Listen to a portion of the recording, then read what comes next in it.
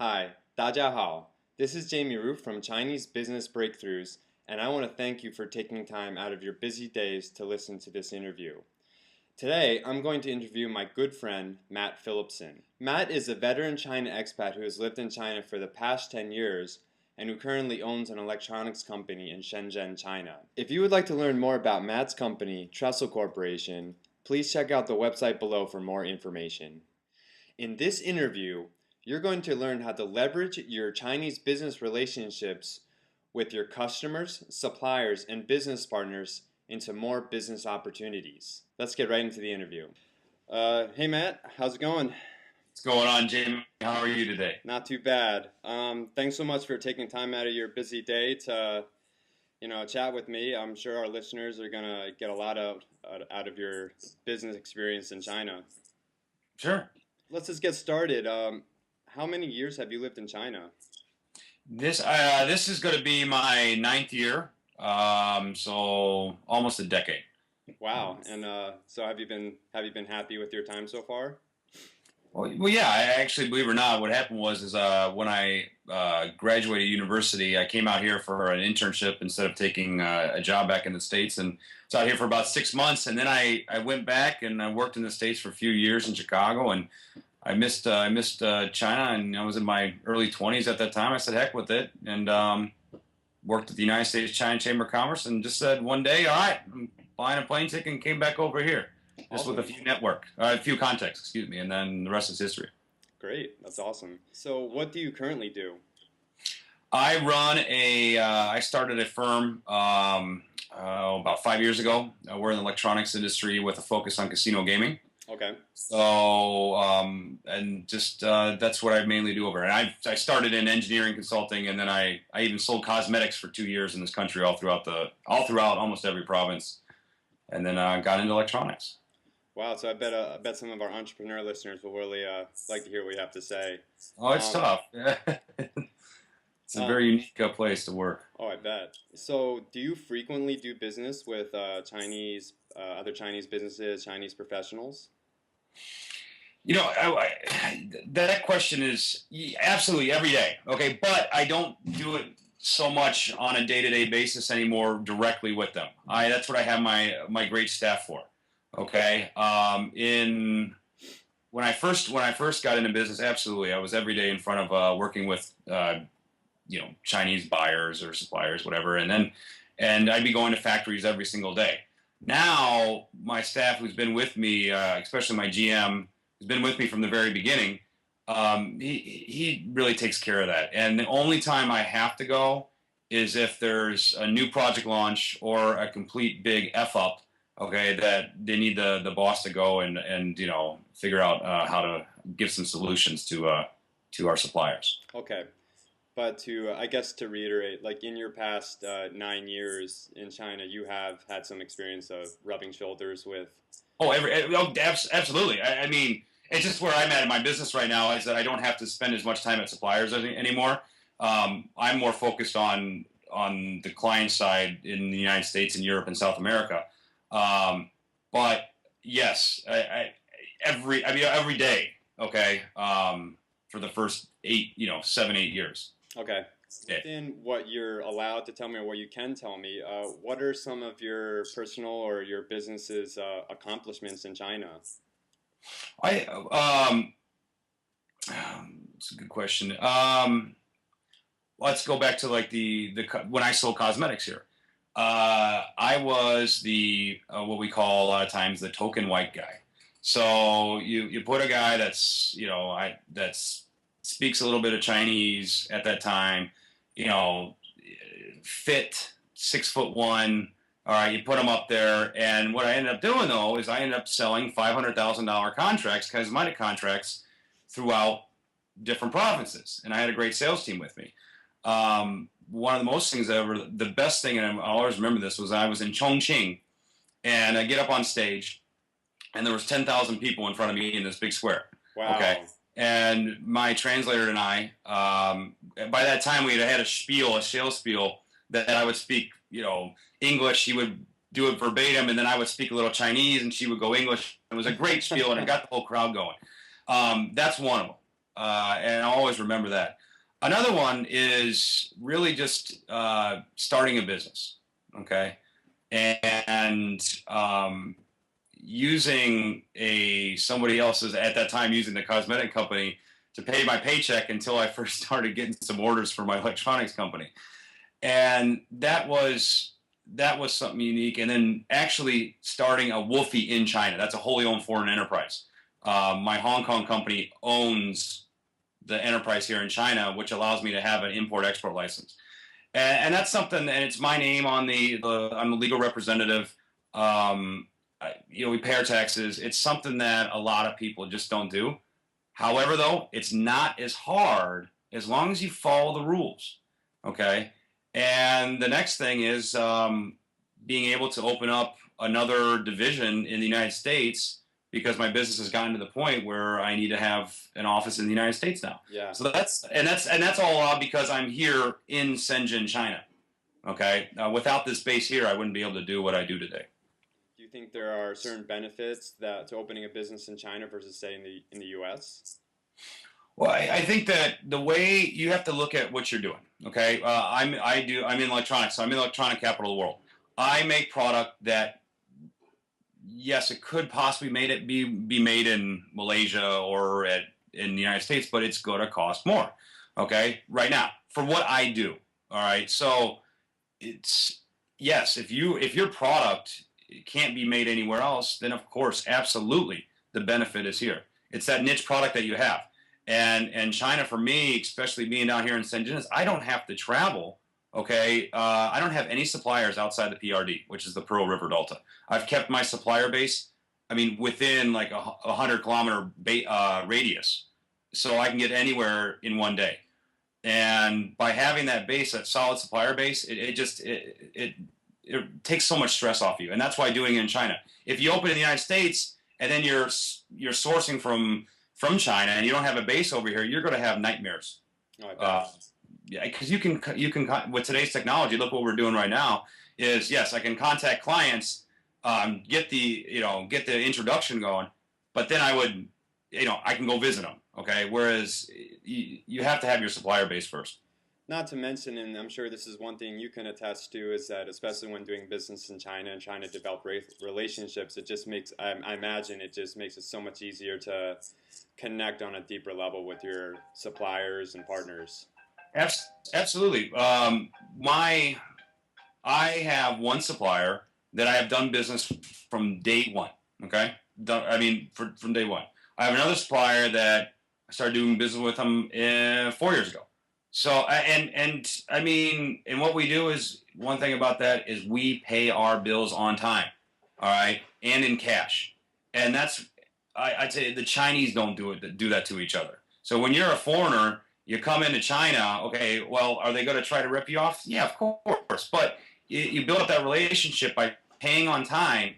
Well, then you know what? Your production run goes to the top, okay, versus somebody that may have a larger production run, but if they're not paying their bills on time, okay, well, you're getting your cash out of me. Wow, that's a really good point. So in your experience, the past 9 years, from your own sales experience and from maybe, I'm sure you've heard stories as well from your friends, in your mind, what do you think are like the 3 biggest mistakes that foreigners make when doing business in China? One is not having enough patience, and I'm guilty of that even to this day. The other issue, that's really the big thing, is the patience. It's just going to take longer to do it over here. All right. The other thing is trusting the wrong people. Okay, and that goes with the Chinese or other foreigners over here. There are people that are just, as where any country has it, okay? But over here, especially in Asia, expats are out there to make money as anybody else, and some expats will tell you that they have this, and this, but in reality, they only have that, right? So you have to be careful. And number 3, like I said, is not having enough face time with your suppliers in the beginning, not having enough face time with your clients in overseas, or if their clients are here. FaceTime really goes a long way with the Chinese. They love it. It doesn't matter if you just sit and smoke cigarettes and drink tea for 3 hours. Okay, that'll make a Chinese factory owner more happy sometimes than just giving them, a hong bao, which is a red envelope with 100 RMB in it. They'd rather just sit there and talk, with you. I bet, and I've heard some stories of people who are especially, say they're flying in from the U.S. and they book like their entire week full of these in and out trips where they're like spending no time with, with these suppliers or customers outside of work. So I know that's a big mistake that some people make. I think, well, I tell you what happens a lot of times with a lot of people that come over to Asia in general, a lot of executives, is that they might have just scheduled one meeting for the day, okay? So they go see their supplier, and they'll go and they'll have their meeting in the morning. What do they do the rest of the afternoon? They sit on their bed and watch CNN International, okay? Well, you know what? Take the time to say, okay, this sales and marketing manager, you don't got to go do the drinking Baijiu stuff, all right? But if you find somebody that, well, hey, do you want to go grab a coffee outside? Your team can do this. And that will go a long way to building a relationship with your supplier. That type of intimacy goes a long way over here. I bet. So in your experience, what are 3 essential things that people might not realize are crucial to doing successful business in China? Well, one of them, no matter what, I talked about earlier, is you just pay your suppliers on time. Pay your suppliers on time, okay? And that's key. With your staff, know their families, okay? You have to. If you know their families, well, they will work so much harder for you. And another thing is plan accordingly. I mean, really, your timeline here is to always add on 2 weeks to anything. Just do it. Just 2 weeks, 15 days on top of any lead time you quote any of your customers. Just put 15 days on top of it. Doesn't matter. Okay. Well, that's a good point. I think a lot of people will probably appreciate that advice. So maybe we can get to some personal questions quick. So you mentioned you can speak some Chinese, correct? Yeah. So if you were to rate your spoken Chinese on a scale from 1 to 10, 1 being scratch beginner and 10 being near native, where would you rate yourself? Yeah, this type of question is a little different for me because I don't really read well. Okay, I can read a Chinese menu. So, however, though, my spoken Chinese, I would put it at like 7 or 8. Okay. Probably closer to an 8. But I've never taken a class before in my life. Okay, yeah. I mean that's why I mentioned in the question spoken Chinese, because I think especially in business interaction, probably the spoken is even more important. It's you don't need to read it right here. You don't. Yeah. So, in your opinion, do you think being able to speak some Chinese is important for doing better business in China? Oh, absolutely, and it doesn't matter if you just know a couple phrases. My Chinese, like I said, is not perfect, but I guarantee you that somebody that comes from college, like Tsinghua University or whatever, Cornell, they got 5-7 years of whatever verbatim Chinese, whatever you want to call it. They come out here, and I guarantee you that they will have more difficult time communicating with a factory owner as opposed to myself or somebody like you, Jamie, that maybe only speaks Chinese on a 7, but you know how to make them laugh with your Chinese. You know the street lingo. And that's all you got to know, all right? Really, China flattery really goes a long way over here. Yeah, absolutely. On a scale from 1 to 10, how important is understanding Chinese culture and some of the business customs? I put that also like an 8, okay? You don't have to understand everything. Just know how the family works, okay? Know that Chinese love to eat, okay? So you don't get in the way of their lunch or dinner. And for Chinese New Year, you just know what's coming up, and you go along with the flow. So just know their schedules, and that would really help you. Do you think a foreigner who speaks some Chinese, even just a few phrases as you mentioned, and understands, some of these cultural nuances, will be more successful doing business in China than, say, someone who just flat out ignores that or doesn't? Oh, 1,000%. Absolutely. Your factory owner or your supplier will respect you so much more and will work harder for you. Just if you know it, if you know 20 phrases, it doesn't matter. Just they'll love it. Okay, that's a great pointer. And So, Matt, final question, and then I'm just gonna let you get out of here. In your own personal experience, have you seen financial and business value from your Chinese skills and understanding of the customs? oh, 1,000,000%. Yes, absolutely, absolutely. I mean, again, getting started. If I didn't speak some of the Chinese that I have, there's no way. Just no way. Yeah, I don't know anybody that's has any type of company over here that's done somewhat success. I guess I always want to be a little bit humble, but you have to if you want to start a company over here, you got to pick up some Chinese somehow. Okay, and it doesn't just street lingo. It doesn't matter. Just try.